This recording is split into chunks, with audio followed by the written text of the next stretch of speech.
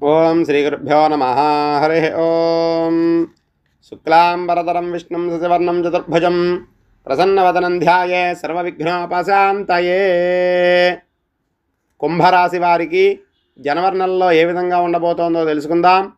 మీ జన్మ నక్షత్రం ధనిష్ట 3, 4 పాదాలు కానీ, శతభిష నక్షత్రం 1, 2, 3, 4 పాదాలు కానీ, పూర్వభాద్ర 1, 2, 3 పాదాలు అయినట్లయితే మీ జన్మరాశి కుంభరాశి అవుతుంది.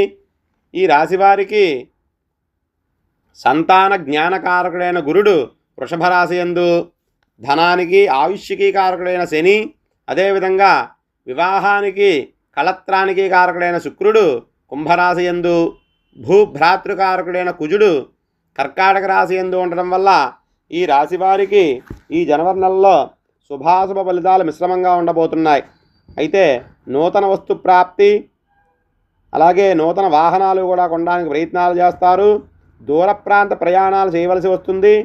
పాత మిత్రులను కలుసుకొని ఆనందంగా గడుపుతారు.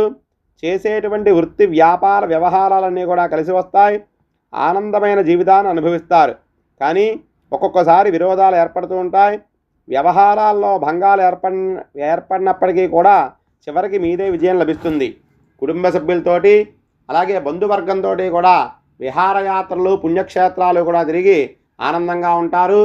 రాజకీయ పరంగా కూడా ఈ జనవరి నెల మీకు బాగా కలిసి వస్తుంది. మంచి సేవా కార్యక్రమాలు చేసి ప్రజల్లో మంచి గుర్తింపు తెచ్చుకుంటారు. విదేశాలు వెళ్ళాలనుకునేటువంటి వారికి వీసాలు త్వరగా లభించి విదేశాలు వెళ్ళి అక్కడ ఉద్యోగాలు చేయాలనుకునే వాళ్ళకి చాలా అనుకూలంగా ఉంటుంది.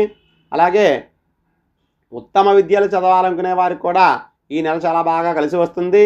పిల్లలు క్రమశిక్షణతో మీ మాట వింటూ ఉంటారు. మొత్తం మీద ఈ కుంభరాశి వారికి ఈ జనవరి నెల అనుకూలంగా ఉందనే చెప్పవచ్చు.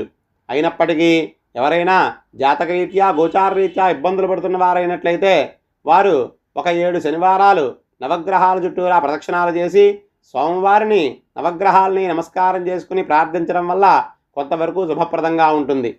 స్వస్తి.